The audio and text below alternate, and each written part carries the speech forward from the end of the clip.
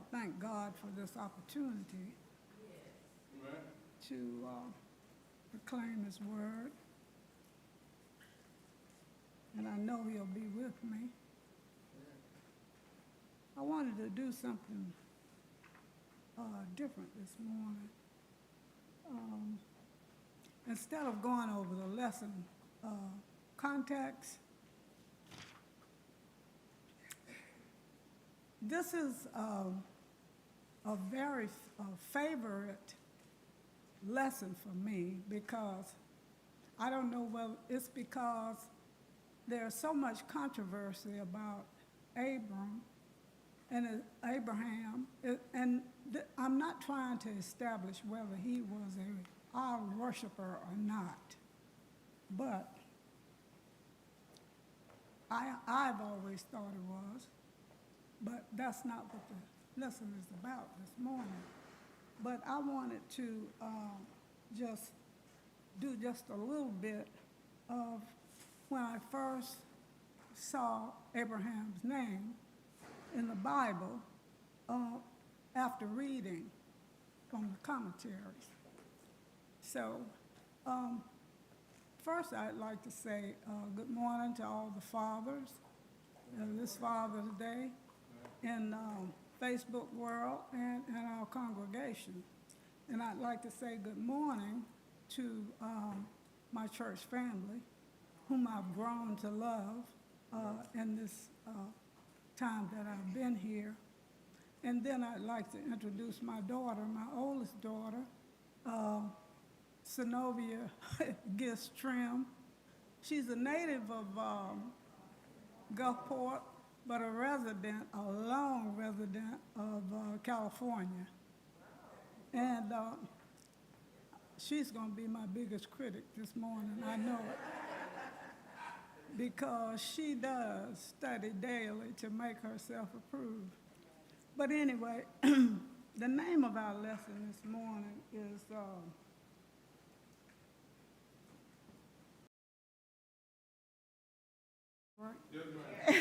Abraham makes an offering.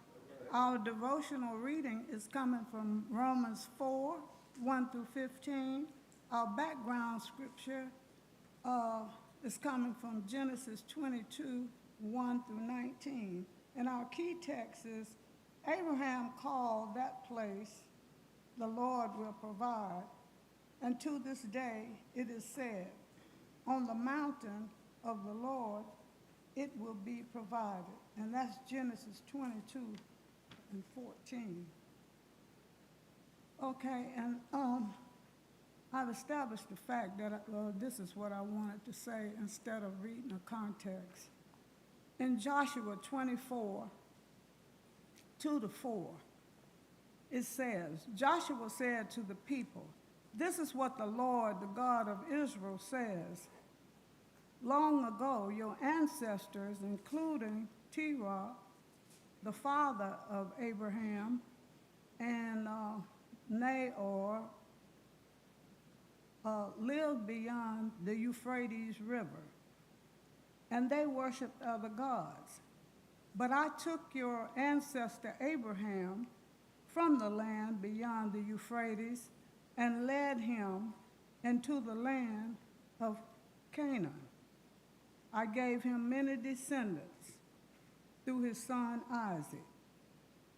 And I'll stop right there. No, to Esau I gave the mountains of the Seir, while Jacob and his children went down into Egypt. But I'll stop right there. I think that's 2 to 4, yes. Okay. So in our lesson here, I wanted to establish the fact that that was Joshua 24. Like I said, I'm not trying to establish the fact that he was an idol worshiper, but I thought it would be a lot easier for him to kill his son, to sacrifice his son, because of some of the idol worshipers during that time. Okay, so in chapter 15 of Genesis, 15 and 2, it says, Abraham asked God, "What can you give me since I am childless?" And he told him, "The heir of my house is Eliezer of Damascus, and he would be the one that was inheriting his goods. He would be his heir." He says, and the Lord said, "He will not be your heir. Instead, one who comes from your own body will be your heir." And that was in chapter 15 and 2. Okay, Abram's name, he was named Abram until the Lord changed his name in chapter 17. He changed his name to Abraham. His wife's name was Sarai, and he changed her name to Sarah. Okay. And now I want to just go into the lesson if I can. And I think really that's enough information about why we're going to talk about Isaac. Okay. And it says, God tests. Genesis 22, 1 through 2. Sometime later, God tested Abraham. He said to him, "Abraham, here I am." He replied. Okay. The phrase "sometime later" indicates a certain passage of time, but we do not know how much time. We know that Abraham was 100 years old when Isaac was born, and Sarah was 90. Genesis 17 and 17 says, Abraham fell face down. Then he laughed and said to himself, "Can a child be born to a 100-year-old man? Can Sarah, a 90-year-old woman, give birth?"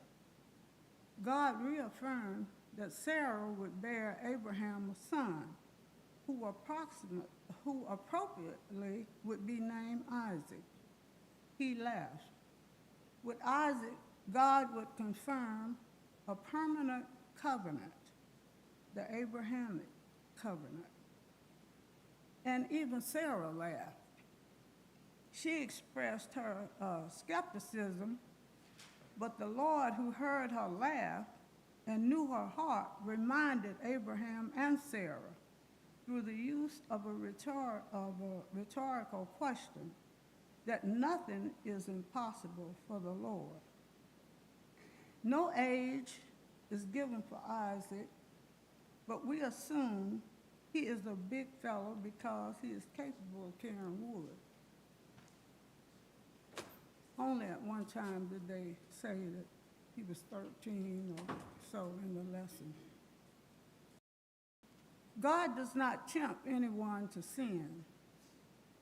James 1 and 13 says, "No one undergoing a trial should say, 'I am being tempted by, excuse me, by God,' since God is not tempted by evil, and he himself doesn't tempt anyone. But each person is tempted when he is drawn away and enticed by his own evil desire. Then after desire has conceived, it gives birth to sin. And when sin is fully grown, it gives birth to death. God is not tempted, and he himself doesn't tempt anyone. The source of temptation is one's own evil desire. Every good and perfect gift comes from God. Instead, the idea of this verse is that of proving one's faith through testing. And Hebrews 11:17 supports this by saying that Abraham was tested. Any questions, any input? If not, we'll move on to verse 2. Now, in my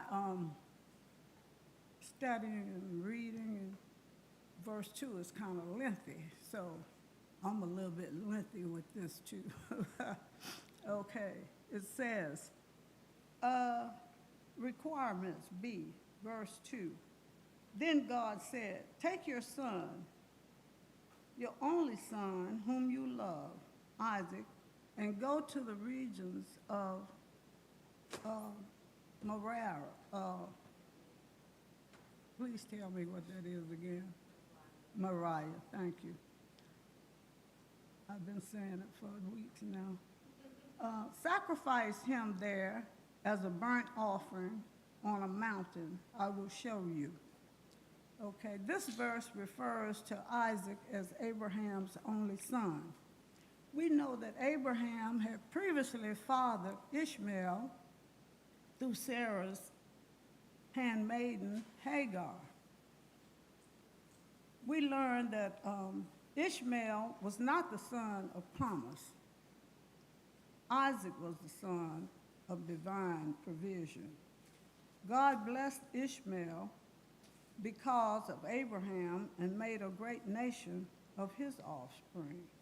Genesis 21, 9 through 12 states, but God said to Abraham, do not be disturbed about the boy and about your slave. Whatever Sarah says to you, listen to her, because your offspring will be traced through Isaac. Back in those days, the wife was the one that offered the husband the slaves, so that if they were barren, that these slave women could produce children for them. I think it was a kind of a selfish act, but they did it anyway. And I often wondered how many black women would do that. And I don't think it would be very many. But anyway, all women nowadays, maybe so, but back then they did it. And it was part of their culture. It wasn't something that God did. It was something that they came up with. But I think even now, when men and women are living together and having children, they're not married and, they're living out of God, Jesus covenant. When he said, But, and God blesses them. When I read that, I was thinking, God blesses the children. They grow up to be, good acting children, some are religious, but what happened is they take it out of context and put it in what they want. Yes, most times you do.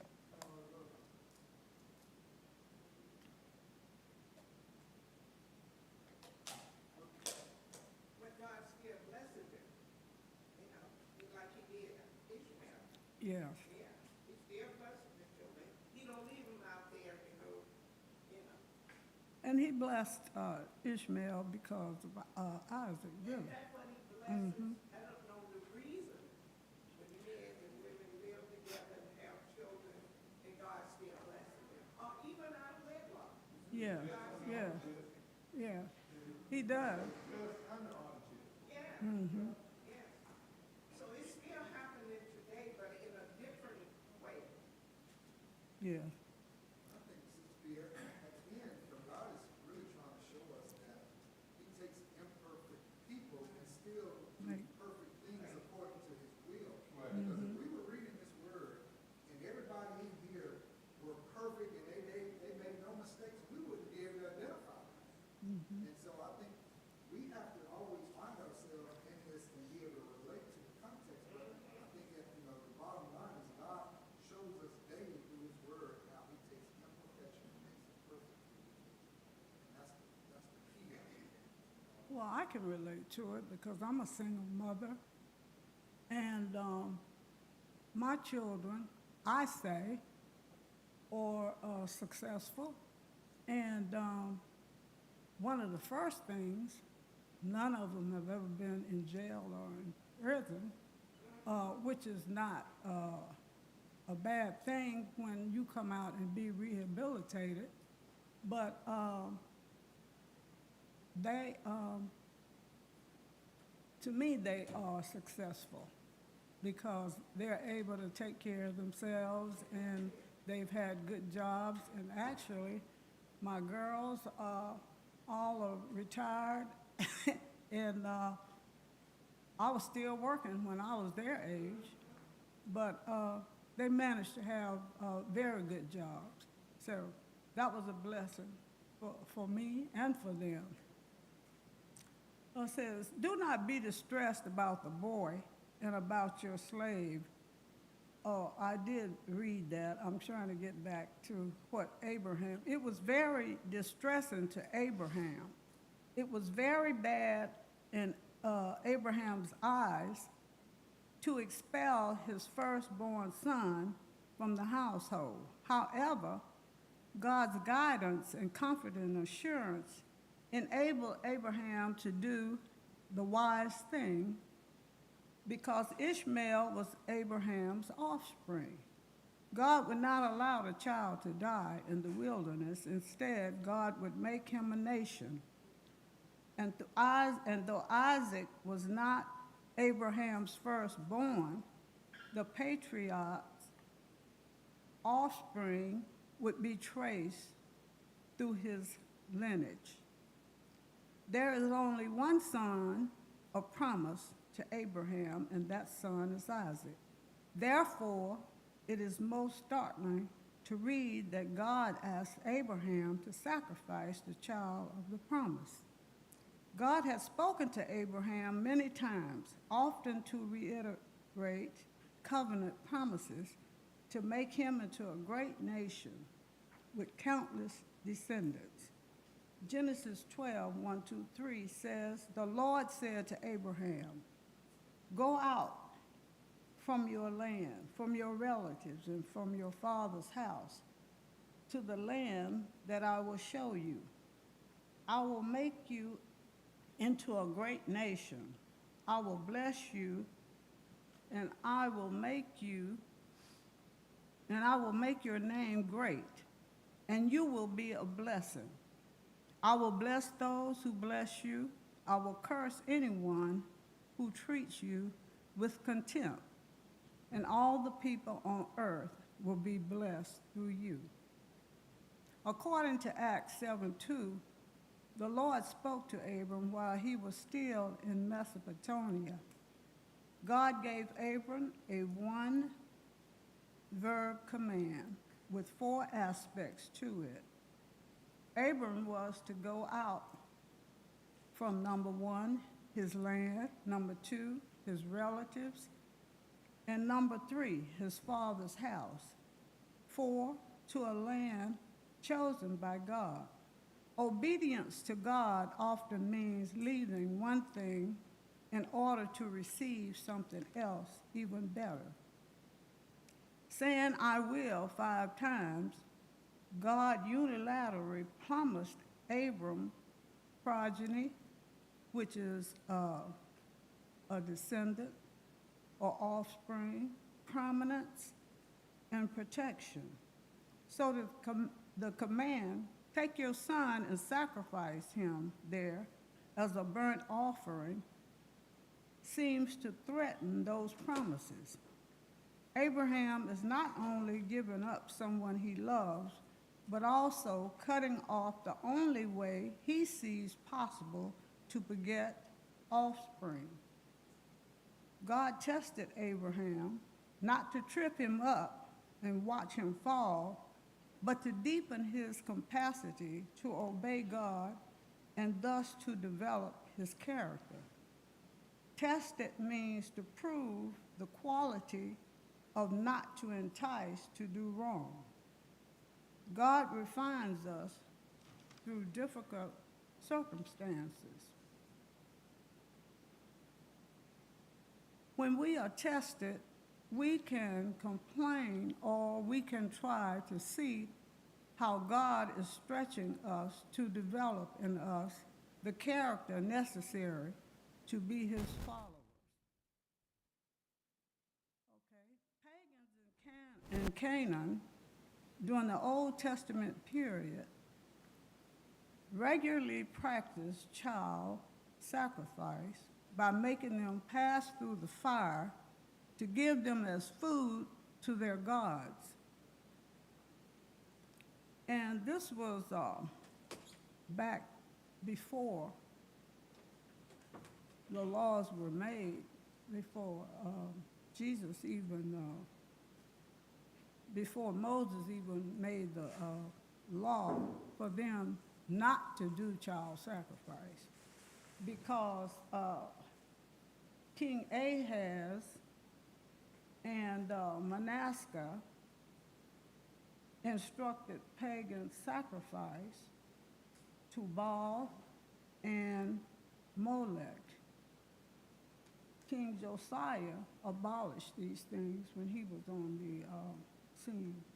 Jeremiah 7:30 says, "For the Judeans have done what is evil in my sight.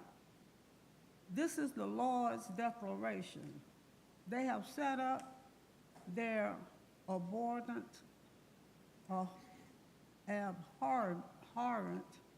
things, and that means detestable, in the house that bears my name in order to burn their sons and daughters in the fire. A thing I did not command. I never entertained the thought.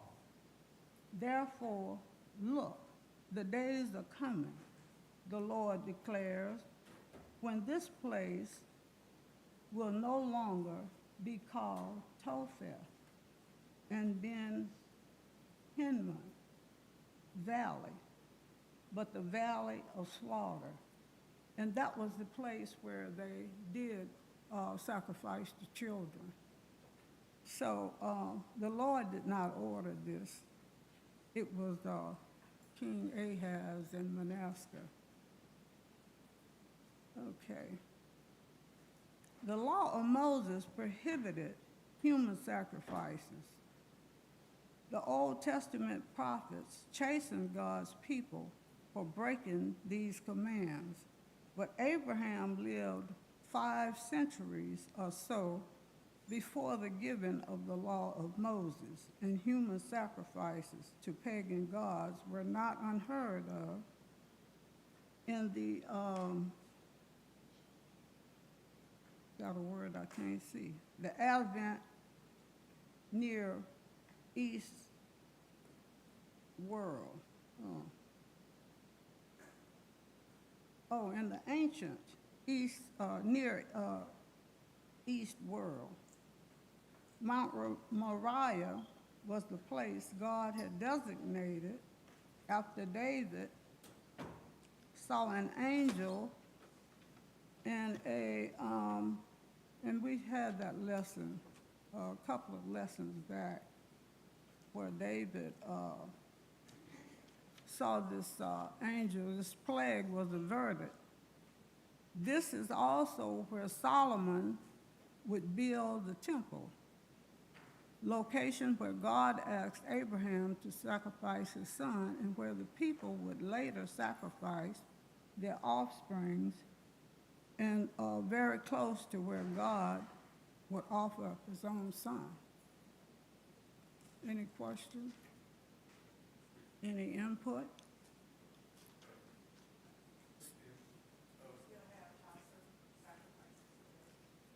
Say it again.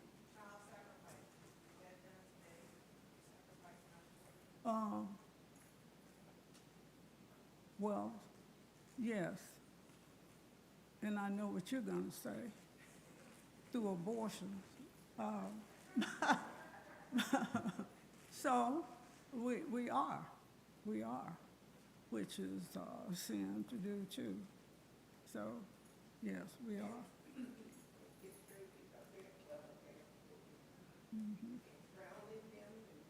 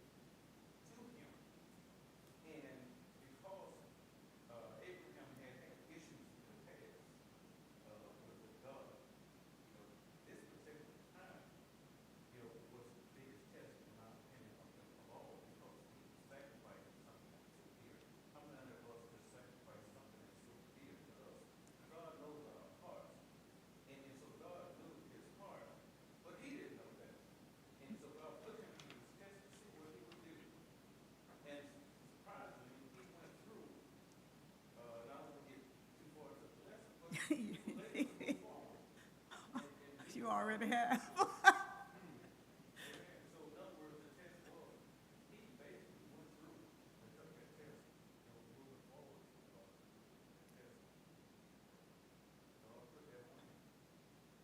All right, thank you, Reverend Williams. I say Abraham trusted God. If you read the beginning, when Abraham was going up to sacrifice, because he had servants with him, he said, "Me and the lad shall be back." Excuse me, you getting ahead of my lesson. You getting ahead of my lesson. You and Reverend Williams both. So, give me a chance here, okay? May I help you? I feel like it's so many ways that, people sacrifice their kids. When I think about divorce, remarriage, the relationship is severed between the kid and their father, you know. And so, or not allowing the dads to see their kids. That's a type of way that we can sacrifice our children in the long run and affect generations out. Okay, I'm gonna continue with the lesson. I'm a little slow here, but my daughter is gonna challenge me this morning, and I know. So I'm gonna keep going here. Let's see. All right, Abraham acts, that's part 2, Genesis 22, 3 through 10. It says, a journey and preparation. Early the next morning, Abraham got up and loaded his donkey. He took with him 2 of his servants and his son Isaac. When he had cut enough wood for the burnt offering, he set out for the place God had told him about. Okay, confirmation of Abraham's amazing trust in God is found first in the fact that he was up before sunrise, early in the morning, the next day to begin his journey. He traveled between 50 to 60 miles to Mount Moriah, near the site of Jerusalem. Over the years, he had learned many tough lessons about the importance of obeying God. This time, his obedience was prompt and complete. Obeying God is often a struggle because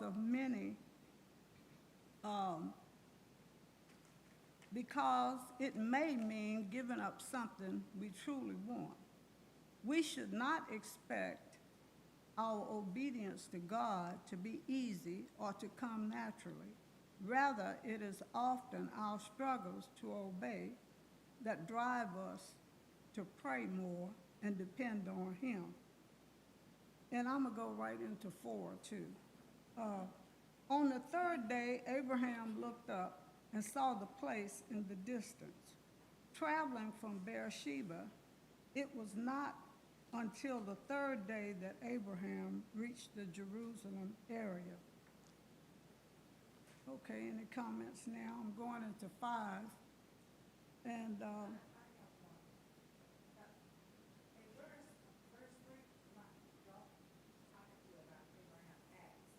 Abraham was obedient. One of my most favorite words when I think about my life.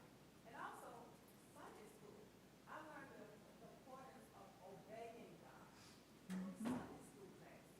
I have a Sunday school teacher from years back. Every time I hear the word obedience, because she drilled it pretty much into us. She was ex-military too, y'all. But she drilled that word, the importance for us in trusting God. Comes with obedience. So this is what I like about this. that's true. Abraham was obedient and faithful. That's true. But wasn't his disobedience in having another child, Hagar? Well, yeah, that That's was. not obedience. They couldn't wait on God, so he was obedient in everything with. With some things, yeah. Yeah, some things, but he wasn't always obedient. Right. He was human. Yeah, well, Yeah. He was human. Chris said, that's Chris was talking about. Yeah. The bad act, he started to show the bad acts, so we can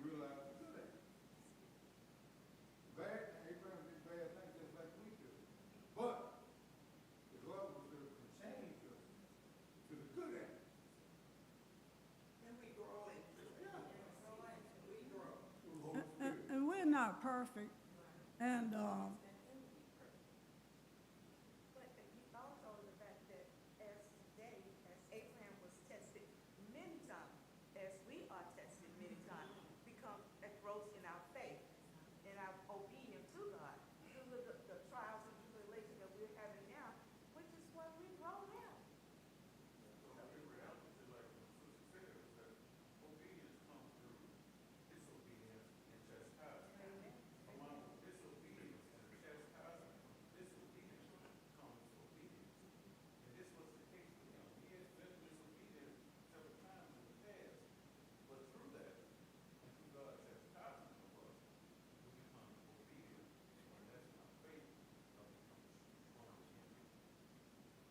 Amen. I don't think Abraham and Sarah really knew how God was going to come about bringing forth this baby, being at the age they were.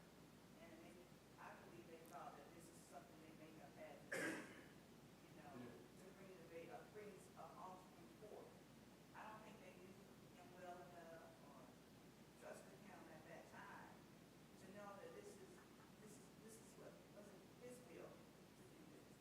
See what I'm saying? I mean, because they were old. yeah, but they trusted him, he trusted him to tell him to leave his daddy's house at 75.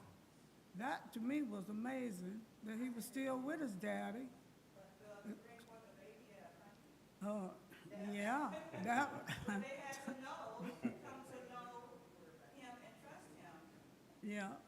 I just think they believed in God's promise. He believed in the promise, not in the promise.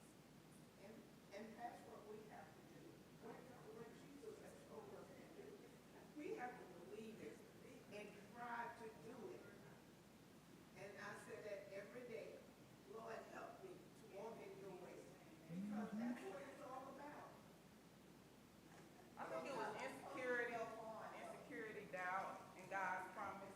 They heard God's voice. They told them that it was going to be done. And I think they were just, Sarah could have been insecure over her body, or Abraham insecure of the promise coming about how long it would take, But ultimately, I believe that, they still had the faith, and God turned it around for their good. Because Well, actually, Go on. I just want to say, look at the age difference. Sarah was beyond childbearing. I'm sure she no longer even had a kid at that stage in her life. So who's going to believe I'm capable of having a baby? right. So that was where this belief came in. And see, with God, all things are possible. And when she became impregnated, there was no doubt in no one's mind that this is strength of God. Because this woman's beyond childbearing. Well, it would be something I wouldn't believe either, that I could have a child at 90 years old, and it came from her body. So, but then, what did he say? Is anything impossible for God? Okay. So, number 5, he said to his servants, and stay here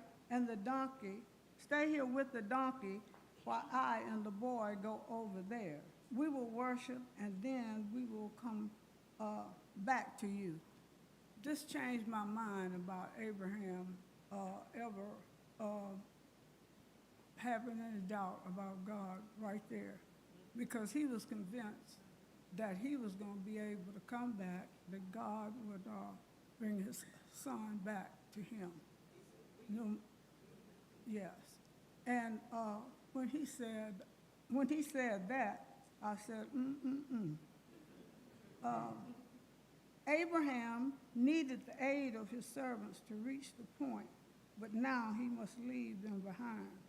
Abraham's statement, I and the boy go over there, we will worship, and then we will come back to you, injects irony and ambiguity with doubtfulness or uncertainty into the narrative.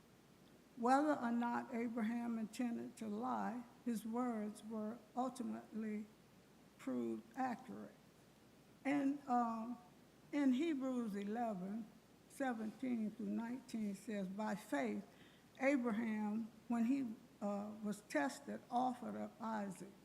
He received the promises, and yet he was offering his one and only son, the one to whom it had been said, your offspring will be called through Isaac.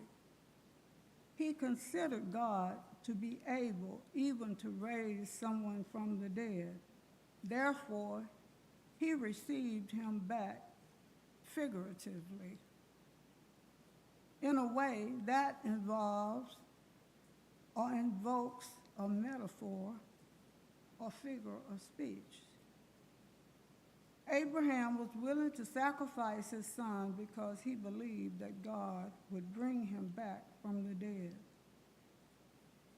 And I'm going to try to go into a few more here, and then we can have discussion, because, you know, they'll be coming in a minute. Number 6, Abraham took the wood for the burnt offering, placed it on his son Isaac, and he himself carried the fire and the knife as the two of them went on together. We know nothing of how Abraham may have felt as he laid the wood for the burnt offering on the back of his son, whose body may soon be consumed. Abraham carried the most dangerous elements of the sacrifice, the fire and the knife himself, perhaps as a sign of his protective love for Isaac. Okay. Jesus also carried on his back the wood that was his own cross to Golgotha. All right, I'm going to go on to number 7. Questions and answer. Isaac spoke up and said to his father, Abraham, Father, yes, my son. Abraham replied, the fire and wood are here. Isaac said, but where is the lamb for the burnt offering? At last, we hear from Isaac. This verse indicates that Abraham has not yet told Isaac what is about to happen. Isaac's question is to be expected.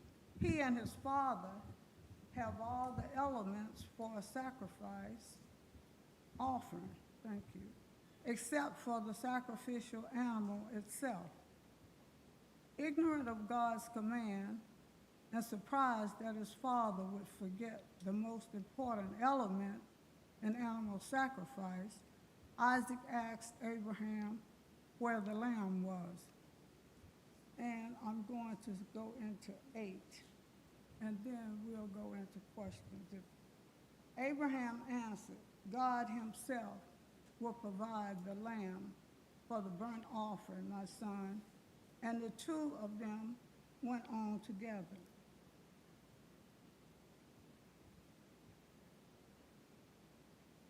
Abraham's faith-filled response was that God himself would provide the lamb. Abraham likely knew that God's promise does not depend on human planning. So he waited, and this blew my mind, expectantly for God to provide. And the reason it did is because and I looked up, waiting expectantly.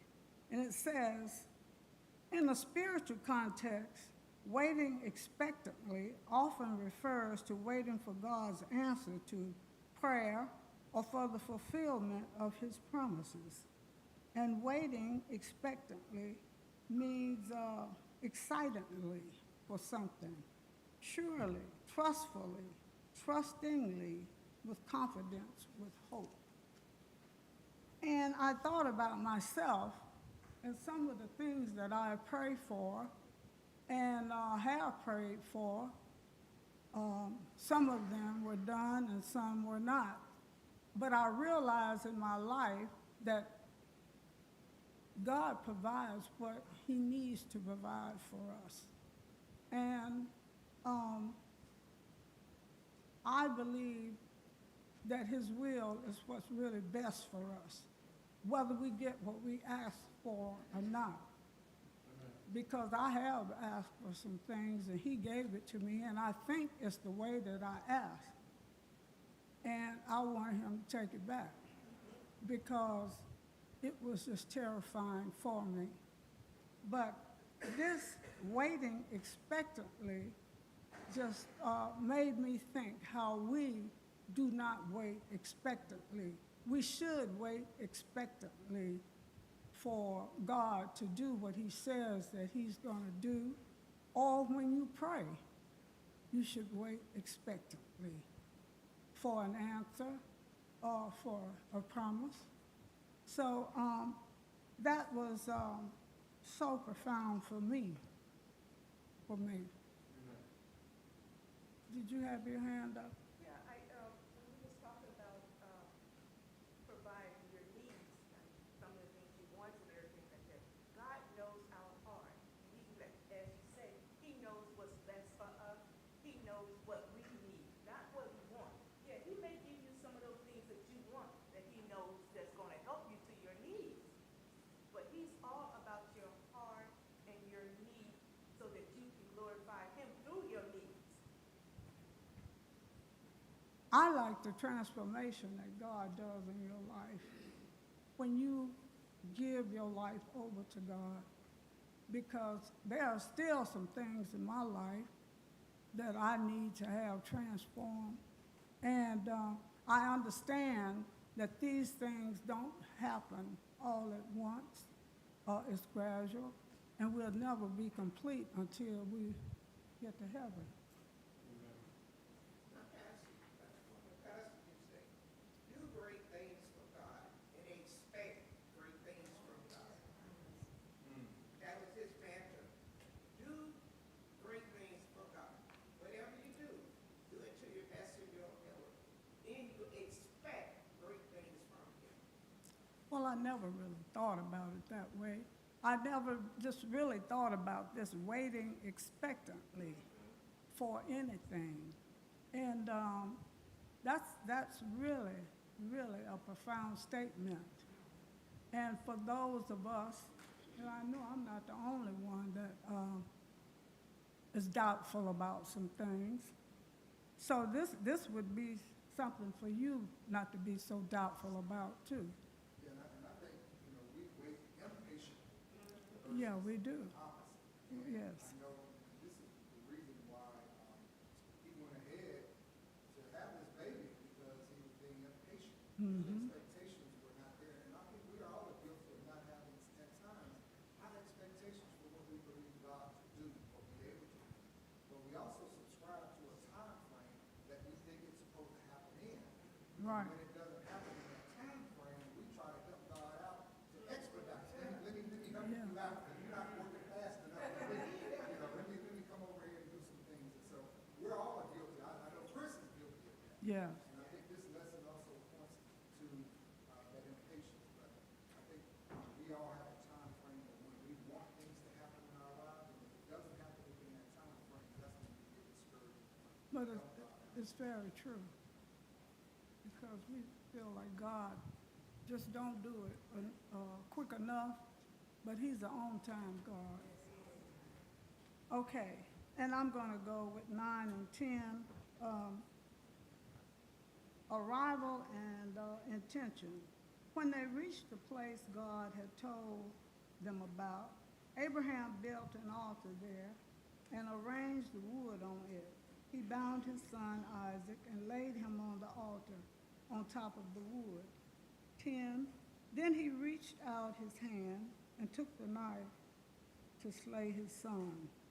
The text does not disclose the age of Isaac. Some later Jewish interpretation of this text believe that Isaac was grown and past the age of 13. The Bible does not say. The basis for this interpretation is that Isaac willingly submitted to being sacrificed. The Bible does not say. So that's kind of hard to determine. The wood was laid on top of the rocks, and the offering was on top of the wood. Abraham's obedience, he showed commitment to God by completing the procedure to sacrifice his son. 10, then he reached out his hand and took the knife to slay his son. The Bible emphasizes only Abraham's symptomatic acts of obedience, omitting any mention of Abraham or Isaac's feelings. So, all right, I'm gonna move right along and then we can discuss. God intervened. Genesis 22, 11 through 14. Sacrifice halted, verses 11 through 12. But the angel of the Lord called on him from heaven, Abraham, Abraham. Here I am, he replied.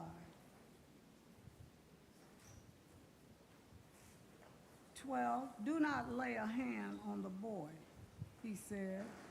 Do not do anything to him.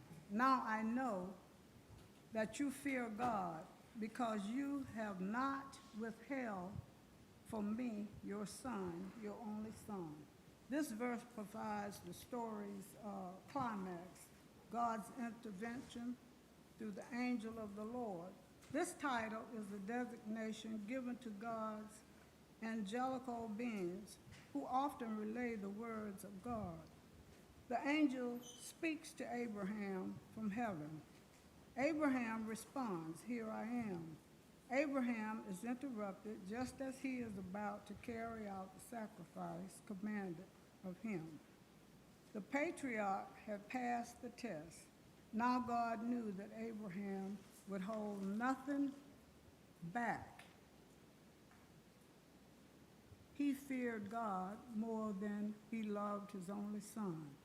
To fear God means to reverence him as sovereign, trust him implicitly, and obey him without question.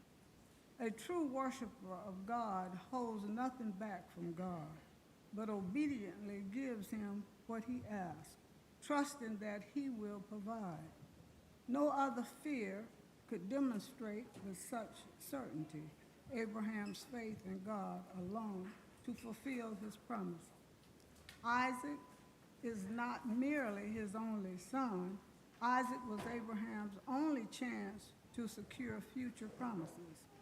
In raising the knife, Abraham boldly declared his conviction that God is his only hope. With that unspoken confession of faith, he received his son back as though from the dead. We should not misinterpret the phrase, you fear God. God is not glad that Abraham was afraid of him. Instead, fear is another way to express worship. It signifies that Abraham understood that his son and thus his future belonged to God. And then again, Hebrews 11 and 19. Abraham believed that God could raise Isaac from the dead.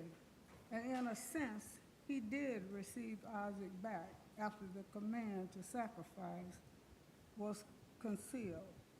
This faith was a powerful demonstration of trust in God's ability to fulfill his promise, even when they seemed impossible. 12 and 13, sacrifice provided. Abraham looked up, and there in a thicket, he saw a ram caught by his horns. He went over and took the ram and sacrificed it as a burnt offering instead of his son. So Abraham called that place, the Lord will provide. And to this day it is said, on the mountain of the Lord it will be provided. Centuries after Abraham, the law of Moses would prescribe the use of a ram for sacrifice offerings and in ordination proceedings. God provided for the sacrifice. The ram was not provided when Abraham began his 3-day journey, along the journey, or at the foot of Mount Moriah. It was provided only after Abraham demonstrated his willingness to go all the way in carrying out God's instructions. Exactly as Abraham had predicted, God had miraculously provided a sheep and the most prized variety of ram. To memorialize the event, Abraham named that place, "The Lord Will Provide." Jesus Christ is the ultimate lamb provided by God as a substitutionary sacrifice in our place. This account has been about God's faithfulness and whether Abraham truly believes that God will keep his promises. Indeed, God is faithful, and Abraham truly believed. That's my story.